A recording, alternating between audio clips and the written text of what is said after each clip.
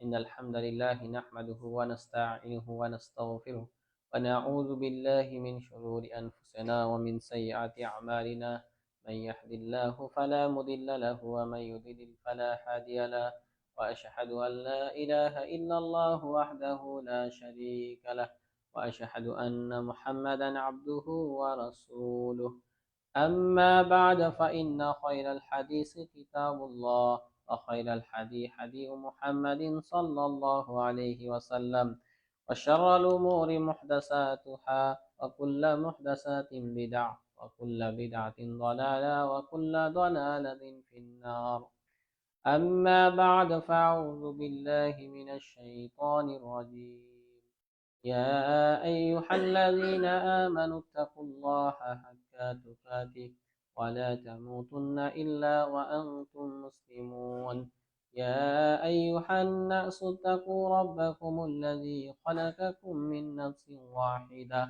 وخلق منها زوجها وبث منهما رجالا كثيرا ونساء واتقوا الله الذي تساءلون به والأرحام إن الله كان عليكم رقيبا يا أيها الذين آمنوا اتقوا الله وقولوا قولا سديدا يصلح لكم أعمالكم ويغفر لكم ذنوبكم ومن يطع الله ورسوله فقد فاز فوزا عظيما عن أبي رضي الله عنه قال قال رسول الله صلى الله عليه وسلم آية المنافق ثلاثة إذا حدث كذب وإذا وعد أخلف وإذا أؤتمن خان له مشكات بإسناد صحيح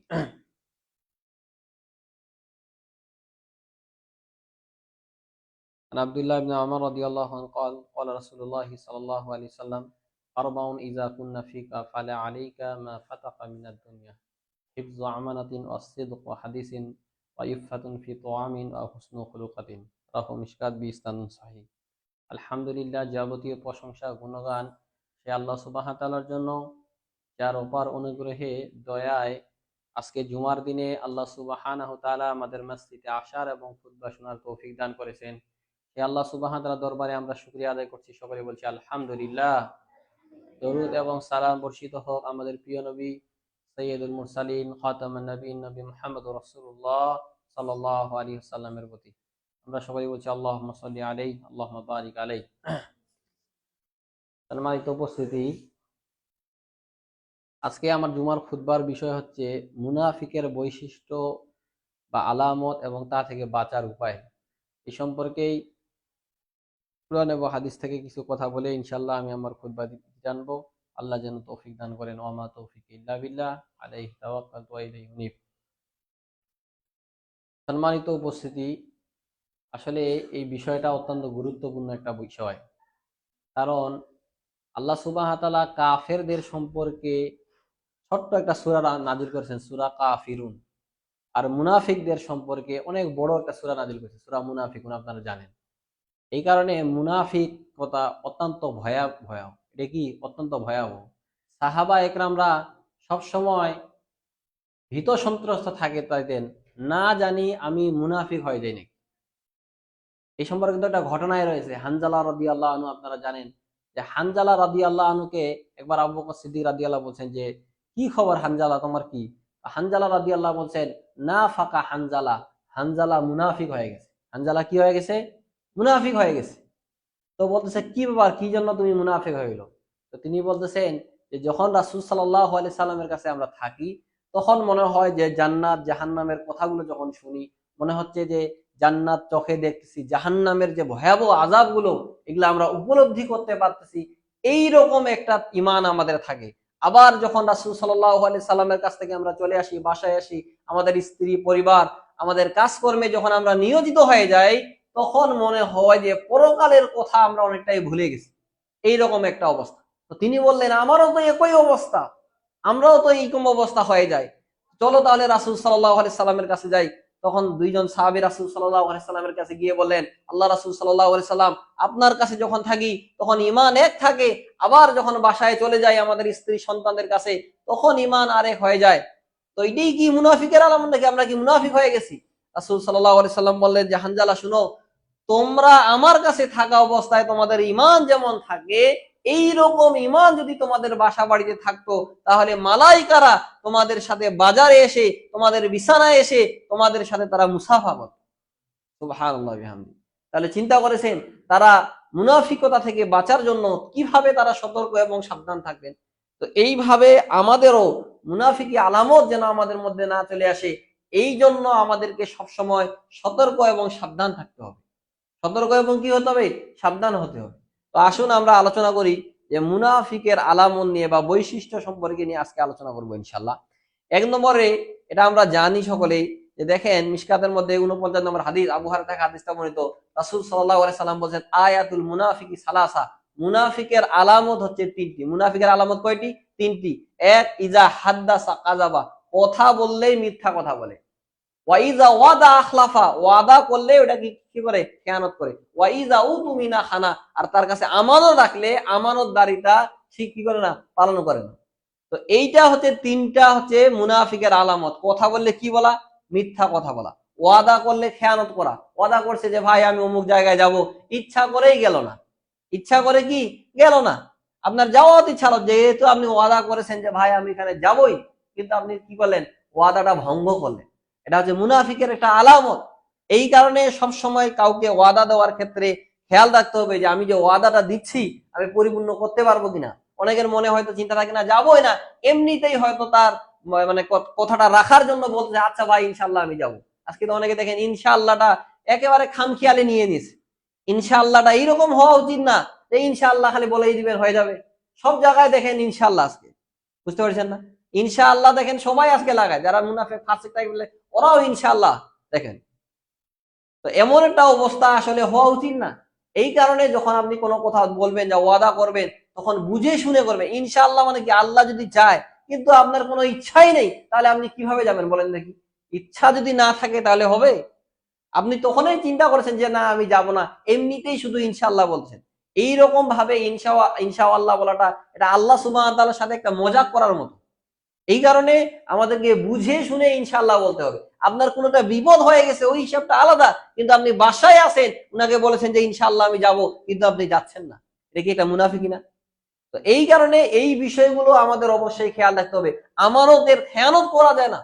আমানতের কি করা যাবে না? খেয়ানত করা যাবে না। আপনাকে কেউ টাকা রেখে দিয়েছে 50,000 1,00,000 টাকা, কিন্তু আপনি বললেন যে ভাই 6 মাস 1 বছর পরে দিল, কিন্তু আপনি দিবেন না, দিলেন না। আজকে এমন একটা অবস্থা, যেমন কারণে আজকে বর্তমানে যে কেউ কাউকে ধার দিতে চায় না, ঋণ দিতে চায় না, কারণ কি জানেন? ঠিক মতো দিতে চায় না। ঠিক মতো কি করা যায় না? দিতে চায় না। বলেছে দিবে দিবে দিবে, ওর কোনো খবরই পাওয়া যায় না। অনেক দোকানদার আমাদেরকে বলে ভাই বাকি দেই, কিন্তু লোকজন এমন একটা সময় হয় যে দেখা যাচ্ছে আর আসেই না বাকির টাকা দেওয়ার ভয়তে, অন্য জায়গায় চলে যায়। আবার তাকে যদি দুই একটা কথা শুনে সে আবার উল্টা ঝাপট দেয়। এই রকমটা ঠিক না। মনে করেন যে আপনার কাছে, আপনি যার কাছে ধার নিয়েছেন, সে আপনাকে দুইটা কথা শুনাইতে পারবে। রাসূল সাল্লাল্লাহু আলাইহি সাল্লামের হাদিস, আল্লাহ রাসূল সাল্লাল্লাহু আলাইহি সাল্লাম বলেছেন তার হক রয়েছে, সে তোমাকে দুইটা কথা বলবে। কারণ তার কাছে তুমি নিয়েছো, তার কাছে কি তুমি নিয়েছো। এই কারণে ওই সময় রাগ করা যাবে না, কারণ তার হক আছে, তাকে আপনাকে দুইটা কথা শোনাবে। তা আল্লাহ রাসূল সাল্লাল্লাহু আলাইহি সাল্লাম বলেন যে যার পাওনা, তার হক আছে যে আপনাকে দুইটা কথা সে বলে দিবে, যে ভাই কেন দেন না, কোনদিন দিন না, বলতে পারে। এর মানে এটা না যে তার সঙ্গে খারাপ ব্যবহার করবে, এটা নাই বলি, কিন্তু সে দুইটা কথা বলতে পারে। আপনি রাগ করবেন না, এটাই স্বাভাবিক।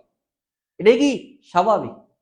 তো যেই কথা বলতে চাচ্ছিলাম, যে মুনাফিকি থেকে আমাদের বাঁচার জন্য মিথ্যা কথা পরিহার করতে হবে। মিথ্যা কি পরিহার করতে হবে, সবসময় সত্য কথা বলার চেষ্টা করতে হবে। দেখেন রাসূল সাল্লাল্লাহু আলাইহি সাল্লামের একটা গুরুত্বপূর্ণ হাদিস, আব্দুল্লাহ ইবনে ওমর রাদিয়াল্লাহু থেকে হাদিসটা বলতো, আল্লাহ রাসূল সাল্লাম বলেন, আরবাউন ইযা কুন্না ফিকা ফালা আলাইকা মা ফাতাকা মিনাদ দুনিয়া। তোমার মাঝে যদি চারটা জিনিস থাকে, দুনিয়ার সবকিছু যদি তোমার চলে যায়, কোনো যায় আসে না। তুমি সবচাইতে বড় ধনী, তুমি সবচেয়ে বড় আল্লাহর নিয়ামত পেয়ে গেছো। এক, আল্লাহ রাসূল সাল্লাল্লাহু আলাইহি ওয়াসাল্লাম বলেন যে কথা বললেই সত্য কথা বলতে হবে। আরবাউন ইযা কুন্না ফিকা ফালা আলাইকা মা ফাতাকা বিনা দুনিয়া, হিফযু আমানাতিন, আমানতের রক্ষা করা, আমানতের কি করা? রক্ষা করা। ওয়া হুসনু খুলিকাতিন, সুন্দর চরিত্র। অসিদকু হাদিসিন, এবং কি কথার সত্য, কথা বললেই সত্য কথা বলতে হবে। ওয়া ইফাতুন ফি তোয়ামিন, এবং বৈধ রুজি। এই চারটা জিনিস যদি আপনার মাঝে থাকে, মনে করবেন আমার কাছে সবকিছুই আছে।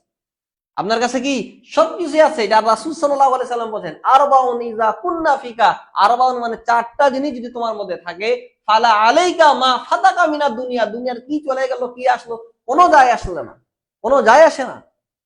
এক, আমানতদারিতা যদি আপনার মধ্যে থাকে। দুই, সত্য কথা মধ্যে থাকতে হবে। তিন, আপনার চরিত্র আখলাক ভালো হইতে হবে। চার, বৈধ রুজি, হালাল রুজি। এই চারটা জিনিস যদি আপনার মাঝে থাকে, রাসূল সাল্লাল্লাহু আলাইহি সাল্লাম বলেন আপনি হচ্ছেন সবচেয়ে বড় ধনী। সুবহানাল্লাহি ওয়া বিহামদিহি। এই কারণে আমানতের কি করা যাবে না, খেয়ানত করা যাবে না। কথা বললে সত্য কথা বলতে হবে।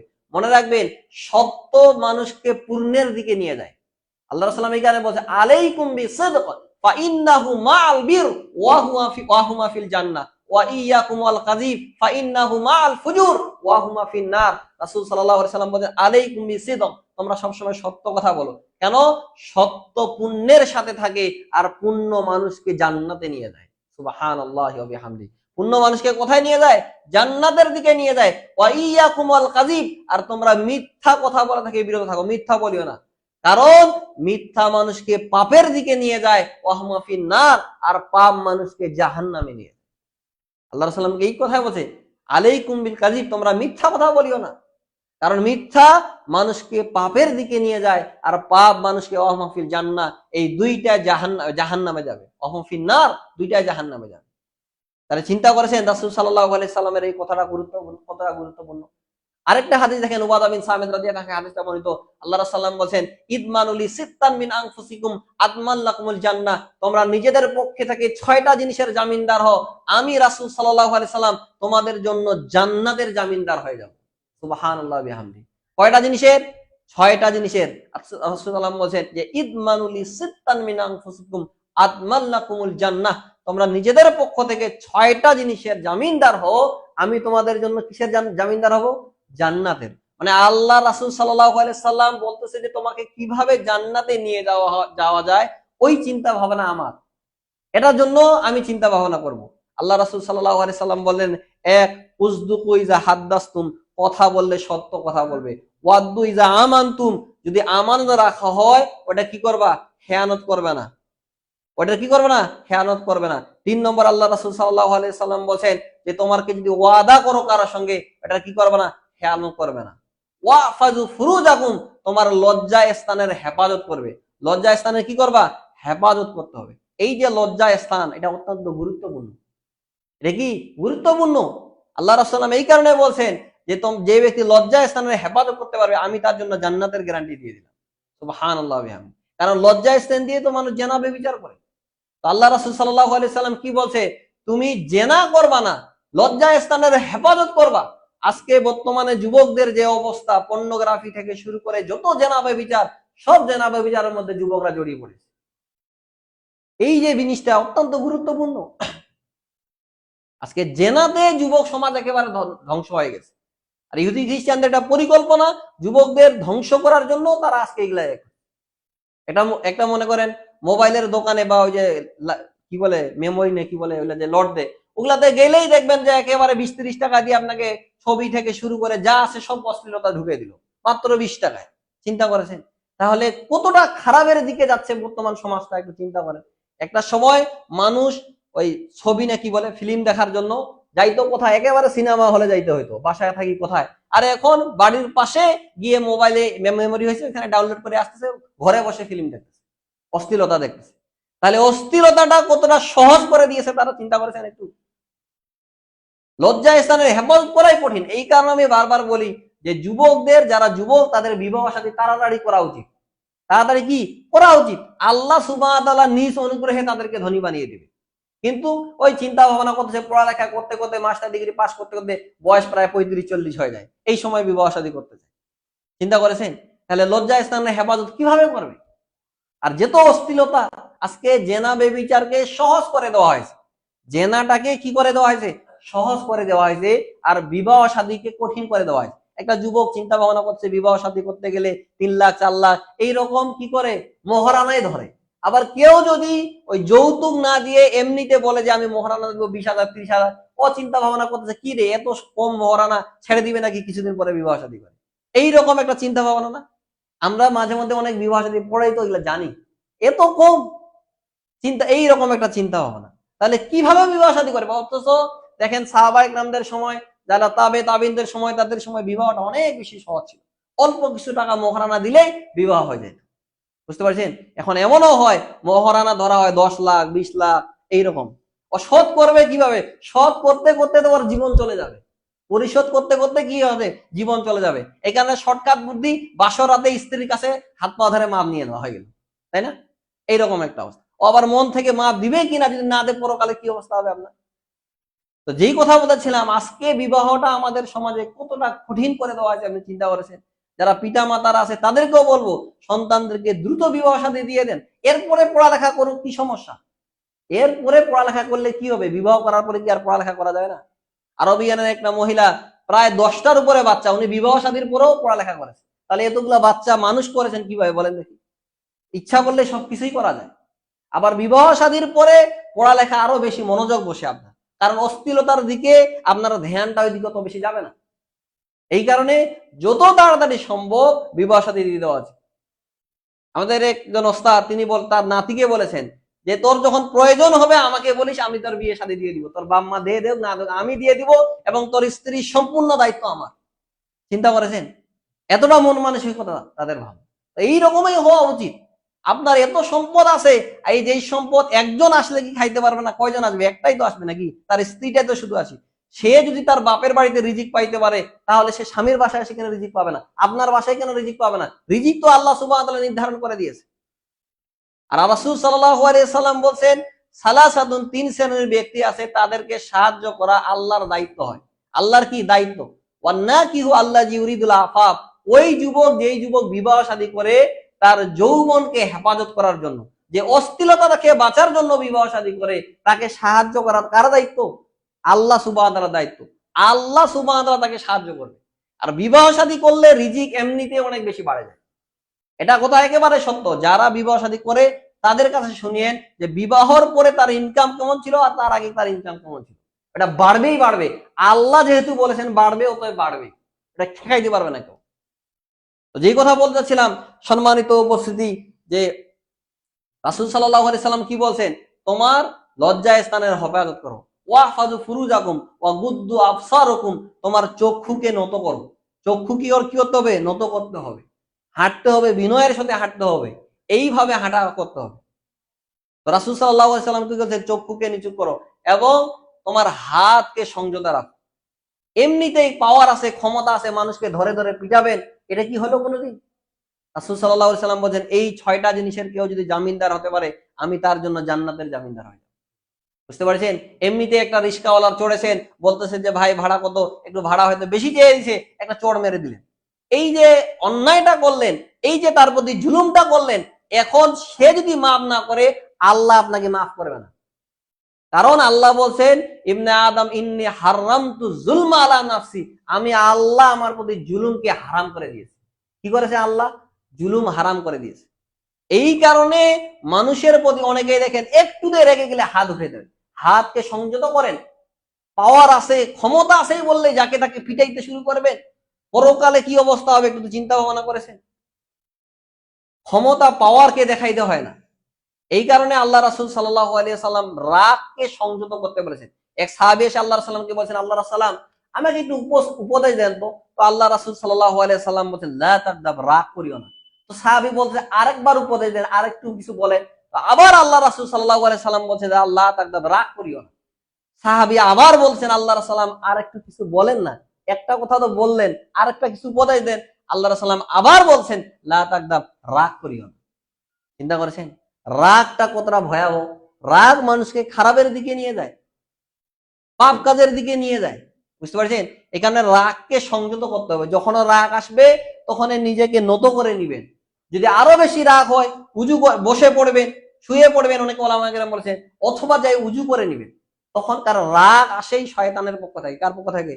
শয়তানের পক্ষ থেকে। এখন আপনি রেগে গেছেন মানে শয়তান আপনার উপরে আক্রমণ করেছে। শয়তান কি করেছে? আক্রমণ করেছে।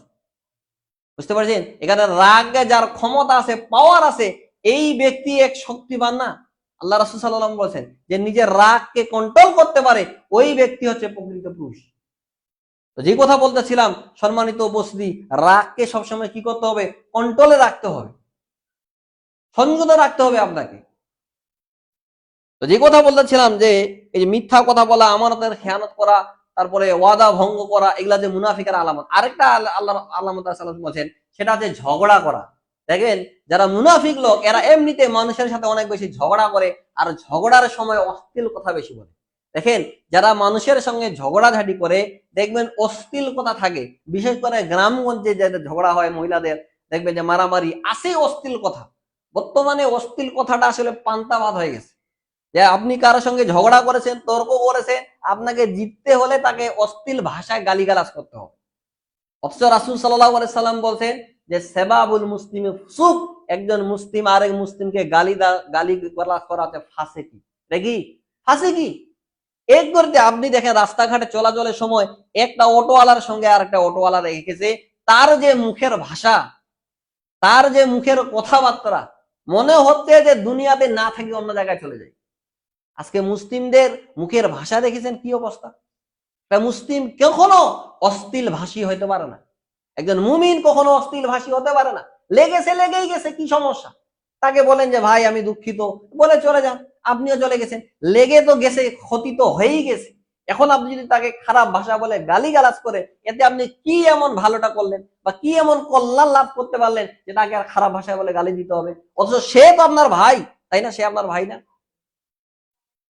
সে তো আপনার ভাই, তাহলে আপনার ভাইকে আপনি কেন গালি দিবেন? অতএব এই বিষয়গুলো থেকে আমাদের কি হতে হবে? সাবধান হইতে হবে, সতর্ক হইতে হবে। এরপর যেটা বলবো সেটা হচ্ছে দেরি করে সালাত আদায় করা। মুনাফিকের একটা আলামত হচ্ছে দেরি করে সালাত আদায় করা। সালাতের সময় চলে যাচ্ছে, এরপরে গিয়ে সালাত আদায় করবে। দেখেন সালাত সঠিক সময়ে আদায় করতে হবে, আর সঠিক সময়ে ওয়াক্ত মতো সালাত আদায় করা, এই আমলটা আল্লাহর কাছে অনেক বেশি প্রিয়। এক সাহাবী এসে আল্লাহ সাল্লামকে জিজ্ঞাসা করছে, আল্লাহ সাল্লাম আইয়ুল আমালে আফদাল, আমলের দিকে কোন আমলটা সর্বোত্তম সর্বশ্রেষ্ঠ? রাসূল সাল্লাল্লাহু আলাইহি সাল্লাম বলেছেন আস-সালাতু ফি আউয়ালি ওয়াক্তিহা, ওয়াক্ত মতো সালাত আদায় করা। সময় চলে যাচ্ছে, আপনি ইচ্ছা করে জোহরের সালাত একেবারে 2:30টা 3টার দিকে আদায় করতেছেন কেন? এগুলা হচ্ছে মুনাফিকের আলামত, দেরি করে সালাত আদায় করা।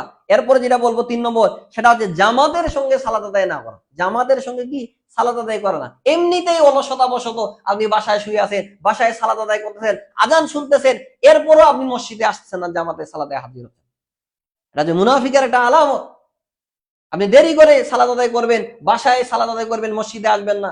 অথচ রাসূল সাল্লাল্লাহু আলাইহি সাল্লাম কি বলছেন? মান সামিয়া নাদা ফালাম ইয়ামনাউ মিনাত তিবাই উজরান, যে ব্যক্তি আজান শুনলো, আবু দাউদের সহিহ হাদিস, কিন্তু মসজিদে আসলো না কোনো ওজর ব্যতীত, কোনো ওজর নাই, অসুস্থ না, কোনো সমস্যা না, তারপরে আপনি ইচ্ছা করে সালাত আদায় করতেছেন বাসায়, রাসূল সাল্লাল্লাহু আলাইহি সাল্লাম বলেন লাম তুকবাল্লাহু সালাতুল্লাতি সাল্লাহ, তার সালাত আল্লাহ সুবহানাহু ওয়া তাআলার দরবারে কবুল হবে না। তাহলে যারা সালাত আদায় করে বাসায় করে, এরা যে মুনাফিক। এরা কি মুনাফিক? রাসূল সাল্লাল্লাহু আলাইহি সাল্লাম, এরা যে মুনাফিক, ইচ্ছা করে বাসায় সালাত আদায় করে, কোনো সমস্যা নেই। তো আল্লাহ রাসূল সাল্লাল্লাহু আলাইহি ওয়াসাল্লাম সাহাবারা বলেন আল্লাহ রাসূল সাল্লাম ওয়ালাম ওয়াজার, ওয়ালাম ওয়াজার ইয়া রাসূলুল্লাহ, ওজরটা কি? আল্লাহ রাসূল সাল্লাম বলেন আল খাউফ ওয়াল মারিদ, সেটা যে ভয় ভীতি। আপনি বাসা থেকে বের হলে কেউ আপনাকে হত্যা করতে পারে, মারতে পারে, বা কোনো হিংস্র জন্তু আপনাকে আক্রমণ করতে পারে, এই রকম যদি ভয় থাকে বা অসুস্থ যদি আপনি থাকেন, তাহলে কেবল আপনি বাসায় সালাত আদায় করতে পারেন, পুরুষ মানুষ। তাহলে কেবল কি বাসায় সালাত আদায় করতে পারেন, এছাড়া আপনি বাসায় সালাত আদায় করতে পারেন না। সাহাবা একরামরা বলতেছেন যে আমরা সহিহ মুসলিমের 622 নম্বর হাদিস আব্দুল্লাহ ইবনে মাসউদ থেকে বলতে, তিনি বলতেছেন যে আমাদের সময় কি করতেন, অসুস্থ যারা হইতেন, অসুস্থ ব্যক্তিকে দুইটা ঘাড়ে দুইজন নিত, নিয়ে তাকে মসজিদে এসে জামাতের কাতারে দাঁড় করে দিত। চিন্তা করেছেন, যে ব্যক্তি অসুস্থ ওই ব্যক্তিকে দুইজন দুইটা ঘাড়ে এইভাবে হাত দিত, দিয়ে বাসা থেকে নিয়ে আসতো, এরপরও সে জামাতে এসে কি করতো, সালাত আদায় করতো। আর আপনি সুস্থ মানুষ, এরপরও আপনি মসজিদে আসতে পারেন না সালাতে, আপনার ঘুম ছুটে না ফজরের সময়, বাসায় আপনি ঘুম পাড়তেছেন, কি জবাব দিবেন আল্লাহর কাছে বলেন তো? আপনি আল্লাহর কাছে কি জবাব দিবেন যখন আল্লাহর সামনে আপনি দাঁড়াবেন? এই কারণে আল্লাহ সাল্লাম বলেন মান সাররাহু আইয়ালকাল্লাহু গাদান মুসলিমান ফালিউহাফিজ আলা হাউলাই সালাতুল খামস হাইসু ইউনাদা বিহিন্না, যে ব্যক্তি চায় আল্লাহর সামনে মুসলিম হয়ে দাঁড়াতে, মুনাফিক হয়ে দাঁড়াতে চায় না, ওই ব্যক্তি যেন 5 ওয়াক্ত সালাতের হেফাজত করে। হাইসু ইউনাদা বিহিন্না, এর আজান যেখানেই হোক, মাঠে ঘাটে আছেন, মসজিদে আসতে পারতেছেন না, ওইখানেই সালাত আদায় করেন সময় মতো। তাহলে চিন্তা করেছেন কত বড় একটা গুরুত্বপূর্ণ হাদিস, কিন্তু আমাদের কাছে এটার 5 পয়সা দাম নেই। ইচ্ছা করে আপনি দেরি করে আসতেছেন। অনেকে দেখেন যে ইচ্ছা করে বাসায় আছে, একেবারে সালাতে যখন শেষ হয়ে যাচ্ছে ওই সময় মসজিদে আসছে, এটা একটা মুনাফিকের আলামত। জুমার দিনে আপনি দেরি করে নিয়মিত আসেন, আপনি কিসের মুসলিম দাবি করেন নিজেকে? নিয়মিত আপনি দেরি করে আসেন, অথচ রাসূল সাল্লাল্লাহু আলাইহি সাল্লাম বলছে যারা নিয়মিত দেরি করে জুমার সালাতে আসে এরা যদিও জান্নাতে যায়, সবার শেষে জান্নাতে যাবে। কেউ কি চায় যে সবার শেষে জান্নাতে যাব? খাওয়া দাওয়া যদি হয় ওইখানে বলে যে খাওয়া দাওয়াটা আমাকে আগে দেন, পরে দিলেও নারাজ, আমি খাবোই না, চলে গেলাম। কি এইরকম না? এইরকম দেওয়া না, আমাকে অপমান, খিলাইলো দেরি করে রে, চলে যাই। চিন্তা করেছেন? খাওয়া দাওয়ার ক্ষেত্রে ওইটা আপনারা সয় না, আর জান্নাতে আপনারা সইবেন নিয়ামত দেখে? কোনোদিন সইবেন। এই কারণে রাসূল সাল্লাল্লাহু আলাইহি সাল্লাম বলছেন উকদুরু যিকরা ওয়াদনু মিনাল ইমাম ফা ইন্না রাজুলা লা ইয়াবাউ হাত্তা ইউআখারা ফিল জান্নাত ওয়া ইন দাখালা। যারা তোমরা ইমামের কাছে কাছে বসো জুমার দিনে, কাছাকাছি যে মনোযোগ দিয়ে খুতবা শুনো, যারা দেরি করে নিজে প্রতিনিয়ত জুমার খুতবায় আসে, রাসূল সাল্লাল্লাহু আলাইহি সাল্লাম বলছেন যদিও এরা জান্নাতে যায়, সবার শেষে জান্নাতে যাবে ঈমান যদি একটু থাকে। চিন্তা করেছেন এই হাদিসটা কতটা গুরুত্বপূর্ণ সহিহ হাদিস? এই বিষয়টা অবশ্যই খেয়াল রাখবেন। যারা নিয়মিত দেরি করে আসেন, আপনার মাঝে মুনাফিক আছেই, আপনি চিন্তা একেবারে গ্যারান্টি ভাবে নিয়ে নেন। কেন আপনি নিয়মিত দেরি করে আসবেন? এই জুমার দিন কত বলা হয় এতটা গুরুত্বপূর্ণ দিন, আপনি এই দিনে আজানের পরে আসেন মানে আপনি নেকি থেকে বঞ্চিত। যারা আরব কান্ট্রি ওরা জুমার দিনে যায় একেবারে 8টা-9টার দিকে, 7টার পরে এই বিষয়। জুমা তো সূর্যাস্তের পরে পরে জুমার দিনই শুরু হয়ে যায়। তো এই সময় আপনি এতটা গাফেল, আপনি চিন্তায় করেছেন যে আপনি পরবর্তী জুমায় যাব যখন আর 10 মিনিট 15 মিনিট থাকবে এই সময়। আবার কেউ আসে দেখা খুতবা শেষে হয়ে যাচ্ছে, এখন সালাত শুরু হবে, ওই সময় আসে নিজে যদি। আপনি যে কতটা কল্যাণ থেকে নিজেকে বঞ্চিত করতেছেন আপনাকে আমি কিভাবে বুঝাবো? এই কারণে সম্মানিত উপস্থিতি আপনাদেরকে অনুরোধ করব, জুমার দিনটা দেরি করে আসিয়েন না। রাসূল আলামের স্পষ্ট হাদিস, ইজা কানা ইয়াউমাল জুমাতি ওয়াকাফাতিল মালাইকাতু আলা বাবিল মাসজিদি ফায়াকতুবুনা আল আউয়াল ফাওয়ালা মাসালুল মুহাজ্জিরি কা মাসালুল লাযী ইহুদি বাদানাতান সুম্মা কাল্লাযী বাকারাতান সুম্মা কাবশান সুম্মা দাদাদান ফাইজা খারাজাল ইমাম তুওয়া সুহুফাহুম ইয়াসতামিউনা যিকরা। সাল্লাম বলেন ইজা কানা ইয়াউমাল জুমা, ইজা মানে হচ্ছে যখন, যখন জুমার দিন আসে তখন মালাইকারা খাতা কলম নিয়ে গেটে দাঁড়িয়ে যায়, ফায়াকতুবুনা আল আউয়াল এবং তারা লিখতে থাকে। যখন প্রথম দিকে যারা আসে আল্লাহ রাস্তায় একটা উট সাদাকা করলে যেই নেকি হয় এই নেকি হয়। দ্বিতীয় ভাগে যারা আসে আল্লাহ রাস্তায় একটা গরু সাদাকা করলে যেই নেকি হয় এই নেকি হয়। তৃতীয় ভাগে যারা আসে আল্লাহ রাস্তায় একটা দুম্বা সাদাকা করলে যেই নেকি হয় এই নেকি হয়। চতুর্থ ভাগে যারা আসে আল্লাহ রাস্তায় একটা ডিম সাদাকা করলে যেই সব নেকি হয় এই নেকি হয়। এরপরে রাসূল সাল্লাম দেখেন বলতে বলতে বলছেন ফাইজা খারাজাল ইমাম তুওয়া সুহুফাহুম ইয়াসতামিউনা যিকরা। খতিব যখন দাঁড়িয়ে যায় খুতবা দেওয়া শুরু করে দেয় তখন মালাইকারা তাদের খাতা বন্ধ করে তারাও জিকির শোনা শুরু করে। এই যে জুমার খুতবা এটা জিকির। ইয়াসতামিউন, সামিয়া মানে হচ্ছে শোনা, ইয়াসতামিউন মানে হচ্ছে মনোযোগ দিয়ে শুনে। তারা কি করে? মনোযোগ দিয়ে তারা শুনে। জুমার তারা খাতা বন্ধ করে তারাও খুতবা শুনতে শুরু করে। তাহলে প্রত্যেকটা মসজিদে যেই জায়গায় জিকিরের মজলিস, ওই মজলিস গুলোতে মালাইকা থাকে, আল্লাহর এক ধরনের ফেরেশতাই থাকে, মালাইকা থাকে। ওদের কাজেই হচ্ছে মজলিস খুঁজে বেড়া, কোথায় উম্মতরা বসেছে, মুহাম্মদ সাল্লাল্লাহু আলাইহি ওয়াসাল্লামের উম্মতরা যেখানে আল্লাহর কথা বলা আছে, রাসূলের হাদিসের কথা বলা আছে, ওই জায়গাগুলোকে তারা খুঁজে বেড়ায়। যখন দেখতেছে যে এই জায়গায় একত্রিত হয়ে গেছে তারা ওই জায়গায় বসে পড়ে, তারাও শোনা শুরু করে। আর জুমার দিনটা তো অন্যরকম একটা দিন।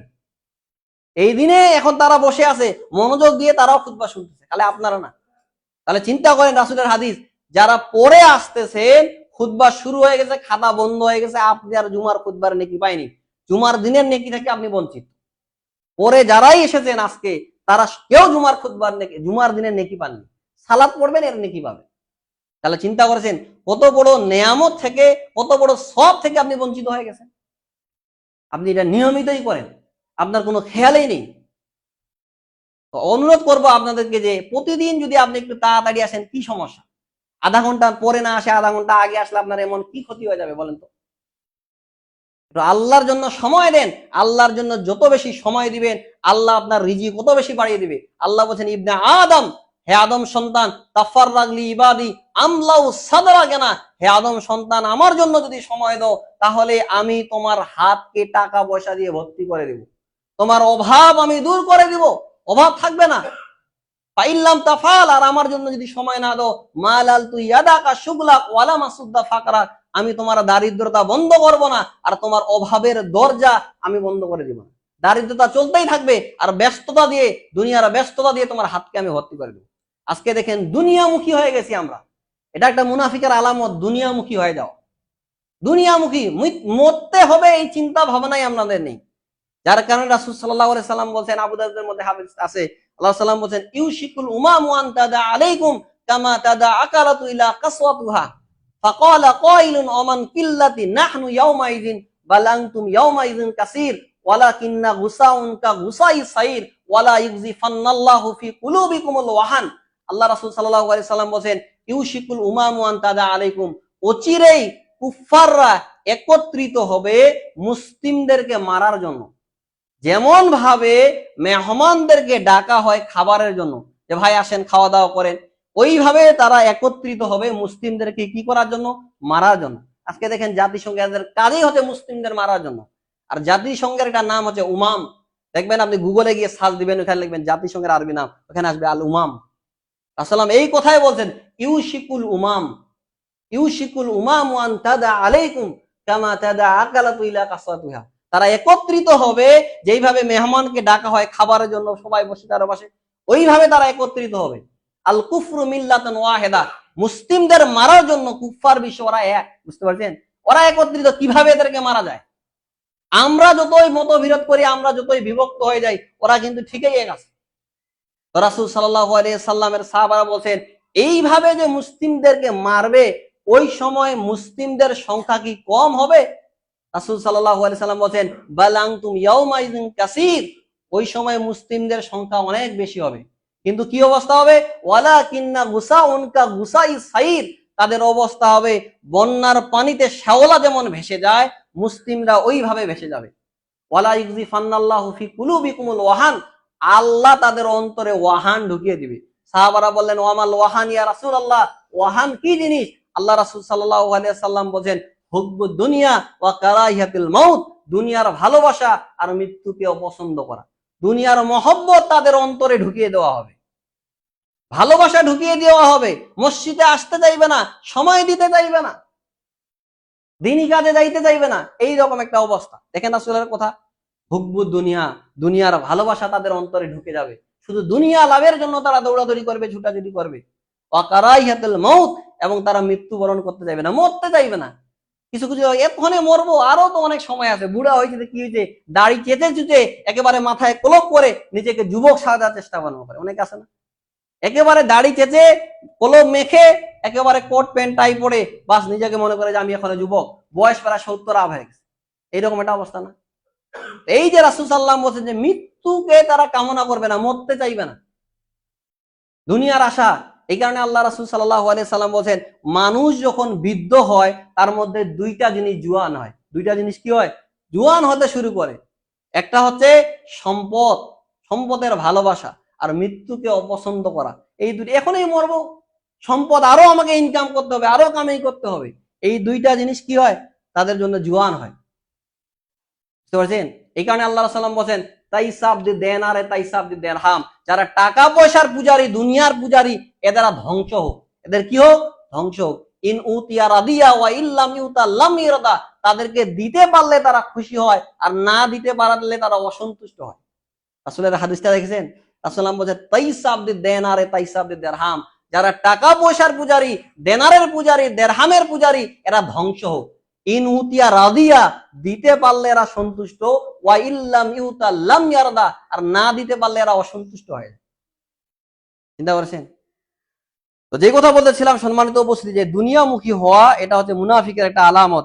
এরপরে যেটা বলবো সেটা হচ্ছে মুনাফিকরা দান করতে অনুৎসাহী করে, যে না তুমি দান করিও না, আল্লাহ রাস্তায় কেন দান করবে?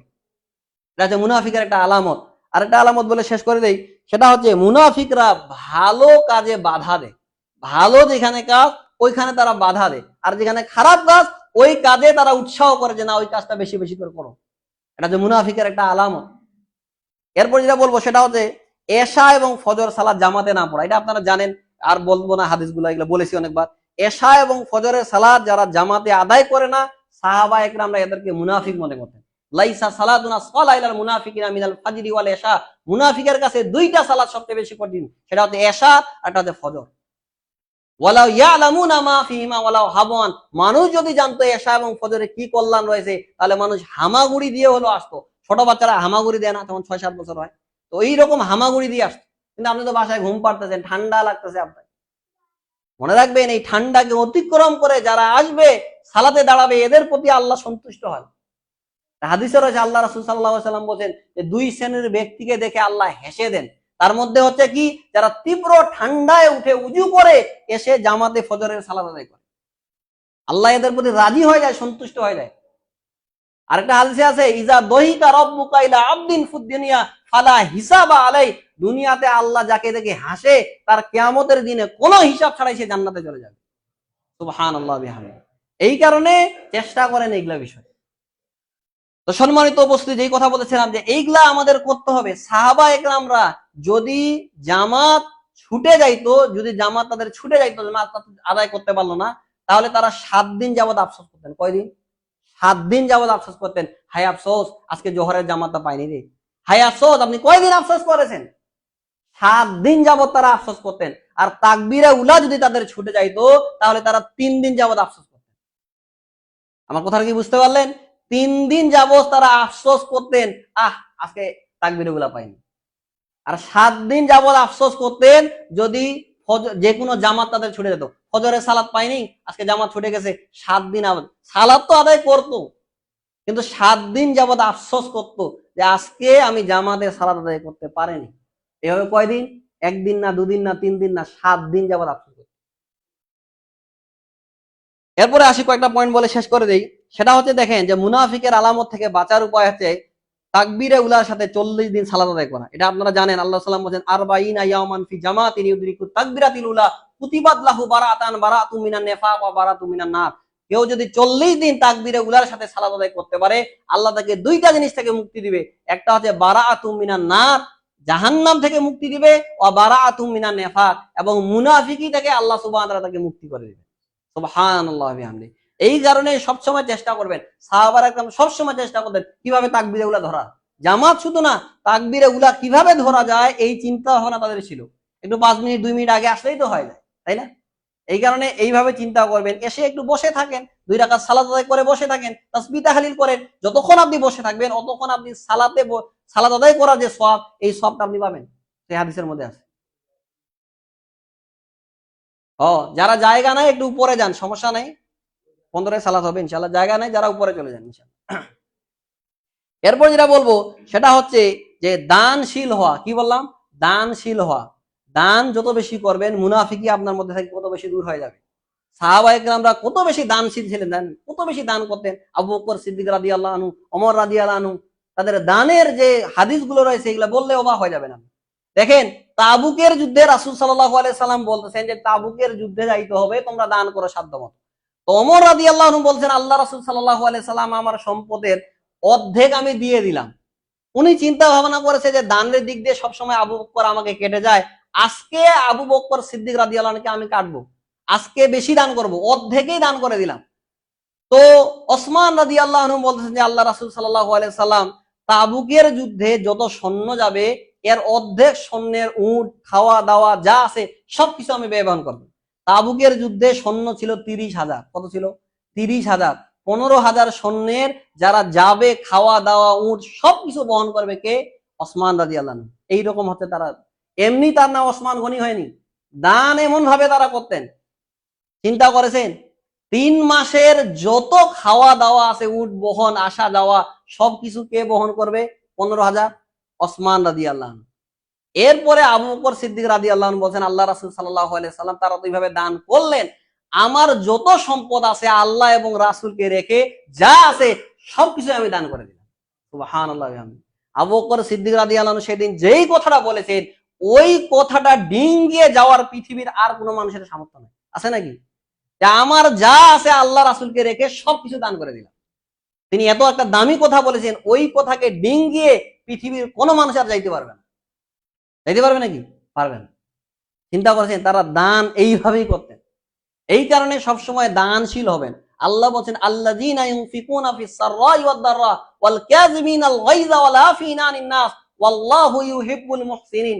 যারা দান করে সচ্ছলতায় এবং অসচ্ছলতায়, তারা সচ্ছল অবস্থায় দান করতো, অসচ্ছলতায় দান করতো, নিজের রাগকে কন্ট্রোল করতে পারে যারা, ওয়াল আফিনা আনিন নাস, যারা মানুষকে ক্ষমা করতে পারে, আল্লাহ তাদেরকেই ভালোবাসে। চিন্তা করেছেন কতটা গুরুত্বপূর্ণ। সচ্ছল আছেন 1 কোটি টাকা দান করেন, অসচ্ছল আছেন এখন 50,000 তো দান করবেন। আল্লাহ এই কথাই বলছে। এই কারণে দান করা কোনোদিন বন্ধ রাখা যাবে না, দান করতেই হবে। আল্লাহ সাল্লাম বলছেন, ওই নাহলে হাদিস বলছে না, প্রত্যেকদিন সকালে আসমান থেকে 2 জন ফেরেশতা আসে, বলে আল্লাহুম্মা আতি মুনফিকান খালাফান, যে যতটুকু দান করলো তার ততটুকু পূরণ করে দাও, আর যে যতটুকু দান করলো না তার ততটুকু তুমি হালাক করে দাও, ধ্বংস করে দাও। তাহলে আপনার জন্য মালাইকা বদদোয়া করে। এইভাবে দান করতে হবে। দেখেন আরেকটা ঘটনা বলি, যেহেতু কয়েকটা বললাম। দেখেন আবু তালহা রাদিয়াল্লাহু আনহু, সহিহ বুখারীর মধ্যে এই হাদিসটা রয়েছে। আবু তালহা রাদিয়াল্লাহু আনহুর একটা বাগান ছিল, অনেক প্রিয় বাগানটা ছিল। এই বাগানটাতে রাসূল সাল্লাল্লাহু আলাইহি সাল্লাম মাঝে মধ্যে যাইতেন, যে সুমিষ্টি পানি পান করতেন। তো আল্লাহ সুবহানাহু ওয়া তাআলা যখন আয়াত নাজিল করলেন, সূরা আল ইমরানের 92 নম্বর আয়াত, লান তানালুল বিররা হাত্তা তুনফিকু মিম্মা তুহিব্বুন, তোমরা ততক্ষণ পর্যন্ত পূর্ণ কল্যাণ লাভ করতে পারবে না, নেকি না লাভ করতে পারবে না, যতক্ষণ না পর্যন্ত তোমার সবচাইতে যে প্রিয়টা জিনিস, এই জিনিসটা আল্লাহ রাস্তায় দান করবা, সবচেয়ে যেটা প্রিয়। তো আবু তালহা রাদিয়াল্লাহু আনহু তিনি বলতেছেন যে আল্লাহর সালাম, আল্লাহ তো আয়াত নাজিল করেছেন যে প্রিয় জিনিস যেটা, ওইটা দান করতে হবে। তো আমার কাছে এই বাগানটা সবচেয়ে বেশি প্রিয়, এই বাগানটা আমি আল্লাহ রাস্তায় দান করে দিলাম। সুবহানাল্লাহ, আল্লাহ রাস্তায় কি করে দিয়েছেন? দান করে দিয়েছেন। তো আল্লাহ রাসূল সাল্লাল্লাহু আলাইহি ওয়াসাল্লাম বলছেন যে শোনো আবু তালহা, তোমার এই বাগান, তুমি তোমার আত্মীয় স্বজন যারা আছে, তোমাদের চাচার যেটা ছেলে রয়েছে, এদের মাঝে তুমি এই বাগানটা বিলিয়ে দাও। চিন্তা করেছেন, আল্লাহ আয়াত নাজিল করার সঙ্গে সঙ্গে আয়াত নাজিল করাও শেষ, দান করাও শুরু করে দিয়েছে। প্রিয় যেটা সবচেয়ে জিনিস, এই কারণে আপনার কাছে যেটা সবচেয়ে প্রিয় ওই জিনিসটা আগে দান করেন। বুঝতে পারছেন? টাকার মধ্যে যেগুলা কড়কড়িয়া টাকা থাকে না, ওগুলা আগে দান করে দেন। কেউ তো আছে না এইগুলা টাকা দানই করবো না রে, বাসায় রেখে দেয় অনেকে সুন্দরভাবে। তাকে রেখে দিলে কি লাভ হবে বলেন তো? ওই টাকা রাখে আপনার কি লাভ হবে? টাকা তো টাকাই।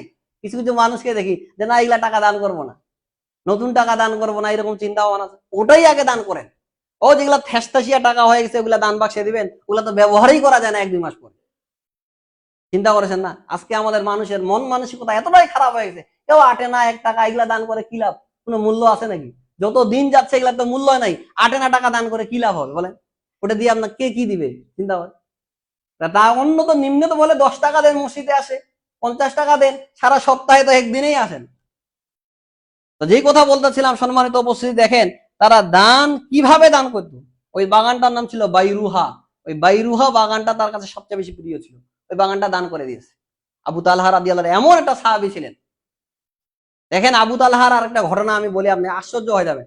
আবু তালহা রাদিয়াল্লাহু আনহু এমন একটা সাহাবী, মাঝে মধ্যে রাসূল সাল্লাল্লাহু আলাইহি ওয়াসাল্লামের কাছে বিভিন্ন সাহাবা একরামরা আসতেন। তো আল্লাহ সাল্লাম বলছে আজকে আমার মেহমান আসছে, কে কাকে নিয়ে যাবে, এইভাবে পালা করে দিয়ে, ওর বাসায় 2 জন গেল, ওর বাসায় 2 জন গেল। তো আবু তালহা রাদিয়াল্লাহু আনহু তিনিও নিয়ে গেছেন তার বাসায়। নিয়ে গিয়ে স্ত্রীকে বলছেন রাসূলের মেহমানকে নিয়ে এসেছি, যা আছে খাবার দাও। তো তিনি বলতেছেন যে বাসায় তো এরকম কিছু খাবার নাই, অল্প খাবার আছে, তারা যে বাচ্চাদের জন্য হবে, বাচ্চারা যদি খায় তাহলে মেহমান খাইতে পারবে না। তো তিনি বলতেছেন ঠিক আছে, রাসূলের মেহমান যেহেতু নিয়ে এসেছি, অসম্মান করা যাবে না, খাওয়াইতেই হবে। তিনি বলছেন যে বাচ্চাদেরকে ঘুমিয়ে দাও। হাদিস বলতেছে বাচ্চাদেরকে ঘুমিয়ে দাও, এখন মেহমানকে খাবার দাও। তিনি বলতেছেন যে শুধু মেহমানের খাবার আছে, আপনারও খাবার হবে না, এমন একটা অবস্থা। আপনি যদি বাসায় মেহমানকে নিয়ে যান, মেহমানও তো আপনাকে বলবেন ভাই আসেন একসঙ্গে খাওয়া দাওয়া করি। তো তিনি বলতেছে যে মেহমানকে খাবার দাও, নেম্পো যেটা আছে, যখন মেহমানকে দিবা ওই সময় এটা ঠিক করার বাহানায় আমি একটু কমেই দিব, আর আমি চপচপ করবো, মেহমানরা খেয়ে নিবি, ভাববে আমিও খাচ্ছি। ওই সময় তো আমাদের এরকম লাইট ছিল না এরকম। তো উনি চপচপ করতেছে, মেহমানরা খাইতেই আছে খাইতেই আছে। মেহমানটা খেয়ে নিল, মেহমান ভাবলো যে মেহমান খাচ্ছে, মেজমান দুইজনই মনে খাচ্ছে। এইভাবে খাওয়া দাওয়া শেষ হয়ে গেছে। পরের দিন রাসূল সাল্লাল্লাহু আলাইহি ওয়াসাল্লামের কাছে যখন আবু তালহা গিয়েছেন, আবু তালহাকে রাসূল সাল্লাল্লাহু আলাইহি ওয়াসাল্লাম বলছেন, আবু তালহা কি খবর? কালকের রাতের ঘটনায় আল্লাহ সুবহানাহু ওয়া তাআলা হেসে দিয়েছেন। সুবহানাল্লাহি ওয়া বিহামদিহি। চিন্তা করেছেন, আল্লাহ হেসে দিয়েছেন আবু তালহার ঘটনা দেখে। আয়াত নাজিল হয়ে গেছে সূরা হাশরের 9 নম্বর আয়াত, ওয়ায়ুসিরুনা আলা আনফুসিহিম ওয়ালাউ কানা বিহিম খাসাসা। তারা নিজেরাও ক্ষুধার্ত থাকলেও অন্যদেরকে তারা প্রাধান্য দেয়। চিন্তা করেছেন, নিজেরা না খেয়ে ওই মেহমান যে নিয়ে গেছে তাকে খাওয়াচ্ছে। এইরকম ছিল সাহাবা একরাম। সম্মানিত উপস্থিতি, যে কথা বলতে চাচ্ছিলাম যে আসলে দান আমাদের এই রকম ভাবেই করা উচিত। এরপর যেটা বলবো সেটা হচ্ছে, দেখেন, দিনের গভীর জ্ঞান অর্জন করা, এটা অনেক গুরুত্বপূর্ণ। মুনাফিকি থেকে আপনি কখন বাঁচতে পারবেন? যখন দিনের গভীর এলম অর্জন করতে পারবেন। না হলে আপনি আপনার মন মতো কথা বলতেই থাকবেন, মুনাফিকি হবে। রাসূলের নামে মিথ্যা কথা বলবেন, তাহলে কি হবে? আপনার থাকার জায়গা জাহান্নাম হবে। আজকে কত আলেম দেখেন, যাচাই বাছাই নেই, কিছু নাই, যা মন চায় মানুষকে হাসানোর জন্য মিথ্যা কথা একটা বলে দিল। বুঝতে পারছেন? রাসূল সাল্লাল্লাহু আলাইহি সাল্লাম বলে, ওই ব্যক্তির জন্য ধ্বংস, ওর ব্যক্তির জন্য জাহান্নাম, যে মানুষকে হাসানোর জন্য মিথ্যা কথা বলে। আজকে বাংলাদেশের কত ওয়াইজ, কত বক্তা মানুষকে একটু হাসাবে এই জন্য মিথ্যা কথা বলে। আরে কিছুদিন আগে এক বক্তা কি বলতেছে জানেন? নবী নাকি বলেছে, আপনি স্বামীর সামনে যতগুলো চুল খোলা থাকবেন অত আপনার নেকি হবে, যত খোলামেলা থাকবেন অত বেশি নেকি হবে। স্বামীর সামনে সন্তুষ্ট করার জন্য একটা দাঁত বের করবেন, একটা নফল হজের সওয়াব হবে। নাউজুবিল্লাহ। নবীর নামে মিথ্যা কথা বলে, চিন্তা করেন এদের অবস্থা কি হবে? স্টেজে বসে হাজার হাজার লাখ লাখ টাকা এদেরকে দে, আর ওরা এসে এখানে মিথ্যা কাহিনী বলে, আবার রাসূল সাল্লাল্লাহু আলাইহি সাল্লামের নাম বলে। চিন্তা করেছেন কোন হাদিসে আছে যে রাসূল সাল্লাল্লাহু আলাইহি সাল্লাম বলেছেন কেউ যদি স্বামীকে সন্তুষ্ট করার জন্য একটা দাঁত বের করে, একটা নফলের সওয়াব হবে হজের, দুইটা বের করলে দুইটা হবে? আমার কাছে বক্তব্যটা আছে, আপনাকে এখন শুনাইতে পারবো। হুজুর বলতেছে, হুজুর। বুঝতে পারছেন? এই সকল হুজুররা জাহান্নাম দিয়ে এদের দিয়ে উদ্বোধন করা হবে। রাসূল সাল্লাল্লাহু আলাইহি সাল্লাম এই কারণে বলেছেন যে আমার জীবনে তিনটা বড় ভয়, সেটা হচ্ছে জিল্লাতুল আলেম, পথভ্রষ্ট আলেম। এরা জাতিকে ধ্বংস করে দিবে। এই কারণে যে কোনো কথাবার্তা যে বলুন না কেন, যাচাই বাছাই করে বলতে হবে। বাংলাদেশের মানুষ ধরে না, এত বড় আলেম আমার হুজুর বলেছে মানে ঠিকই বলেছে, এইরকম একটা অবস্থা বলেছে। যারা দাঁড়াইছে উপরে যান, উপরে জায়গা আছে, উপরে জায়গা আছে, উপরে জায়গা আছে, উপরে চলে যান, বসার জায়গা নেই, উপরে আসেন।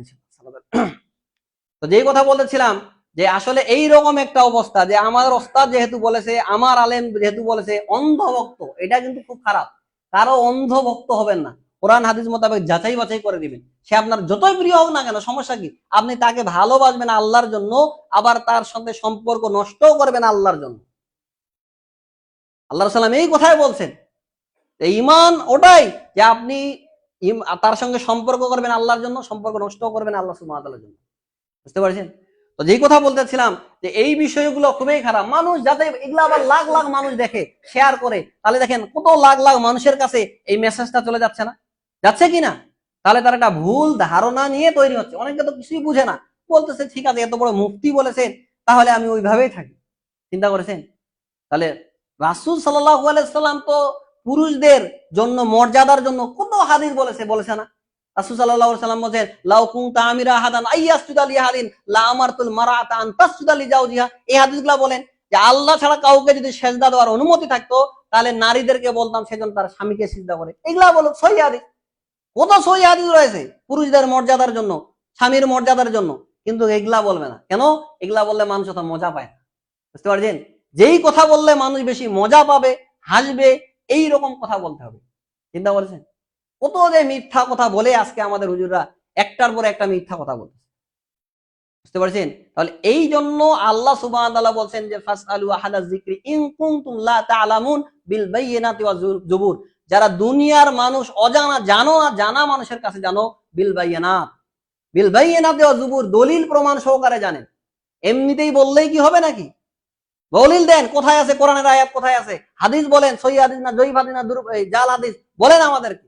এইভাবে যদি ধরতো, অন্য দেশে এইভাবে তারা বলার সময় এই হাদিসটা বলে যে হাজা হাদিসুল হাসান, এই হাদিসটা হাসান, এই হাদিসটা সহিহ, এই হাদিসটা দুর্বল, এটাও যদি দুর্বল হাদিস বলে যে হাদিসটা দুর্বল। বুঝতে পারছেন না? কিন্তু আমাদের দেশে এগুলা কোনো যাচাই বাছাই নেই, এমনিতেই চলে। তো সম্মানিত উপস্থিতি, এরপর একটা কথা বলি, সেটা হচ্ছে যে বেশি বেশি করে দোয়া করা, মুনাফিকি থেকে বাঁচার জন্য কি করা? দোয়া করা।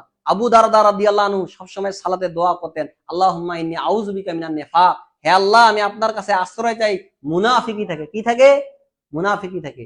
এই কারণে এই দোয়াটা বেশি বেশি করে করতেন। কি বললাম? আল্লাহুম্মা ইন্নী আউযু বিকা মিনান নিফাক, আল্লাহুম্মা ইন্নী আউযু বিকা মিনান নিফাক। ছোট্ট একটা কথা, এটা বলবেন মাঝে মধ্যেই সালাতে। তিনি বেশি বেশি আবু দারদা বলতেন, আল্লাহুম্মা ইন্নী আউযু বিকা মিনান নিফাক। তো সম্মানিত উপস্থিতি, যেসব কথা বললাম, আল্লাহ সুবহানাহু ওয়া তাআলা যেন আমাদেরকে সব কথার উপরে আমল করার তৌফিক দান করেন। আল্লাহুম্মা আমিন। আল্লাহ সুবহানাহু ওয়া তাআলা যেন আমাদেরকে মুনাফিকি থেকে রক্ষা করেন। আল্লাহুম্মা আমিন। আল্লাহ সুবহানাহু ওয়া তাআলা যেন আমাদের নেক আমলগুলো কবুল করে নেন, আল্লাহুম্মা আমিন। আল্লাহ সুবহানাহু ওয়া তাআলা যেন এই যে শাবান মাস চলে এসেছে, শাবান মাসে রাসূল সাল্লাল্লাহু আলাইহি ওয়াসাল্লাম অনেক বেশি কি করতেন, নফল সিয়াম পালন করতেন। সালফে সালেহিনরা অনেক বেশি কোরআন তেলাওয়াত করতেন, যেন রমাদান মাসের প্রস্তুতিটা এখানে হয়, অভ্যাস যেন আপনার তৈরি হয়। এই কারণে শাবান মাস থেকে কি করবেন, বেশি করে নফল সিয়াম পালন করা শুরু করবেন। রাসূল সাল্লাল্লাহু আলাইহি সাল্লাম রমাদানের পরে সবচাইতে বেশি নফল সিয়াম পালন করতেন শাবান মাসে। কোন মাসে? শাবান মাসে। এই কারণে এই মাসটা অত্যন্ত গুরুত্বপূর্ণ। বেশি বেশি করে একদিন পর পর পারেন, বা 13, 14, 15 সোমবার, বৃহস্পতিবার এই সিয়াম পালনে অভ্যস্ত হন, কারণ নফল সিয়ামের গুরুত্ব অনেক বেশি। এই কারণে চেষ্টা করেন এখন থেকে নফল সিয়াম পালন করার, তাহলে রমাদান মাসে আস্তে আস্তে আপনার কি হয়ে যাবে, অভ্যাস তৈরি হবে, আপনাকে খারাপ লাগবে না। একটা জিনিস যখন আপনি কন্টিনিউ করবেন, তখন ওটার উপরে আপনি কি হয়ে যাবেন, অভ্যস্ত হয়ে যাবেন না। এই মনে করেন শাবান মাসে যদি 15 দিন 20 দিন আপনি সিয়াম পালন করেন, তাহলে রমাদান মাসে গিয়ে আর আপনার কোনো কষ্ট হবে না। তো সম্মানিত উপস্থিতি, আল্লাহ সুবহানাহু ওয়া তাআলা যেন আমাদেরকে এই শাবান মাসে বেশি বেশি করে নফল সিয়াম পালন করার তৌফিক দান করেন। আল্লাহুম্মা আমিন। আকুলু কাউলি হাযা আস্তাগফিরু লি ওয়া লাকুম সাইরিল মুসলিমিন ফাস্তাগফিরু মিন কুল্লি যামবিন ইন্নাহু হুয়াল গফুরুর রহিম। আলহামদুলিল্লাহি ওয়াহদা ওয়াস সালাতু ওয়াস সালামু আলা মান লা নাবিয়্যা বা'দা। আম্মা বা'দ, ফাআউযু বিল্লাহি মিনাশ শাইতানির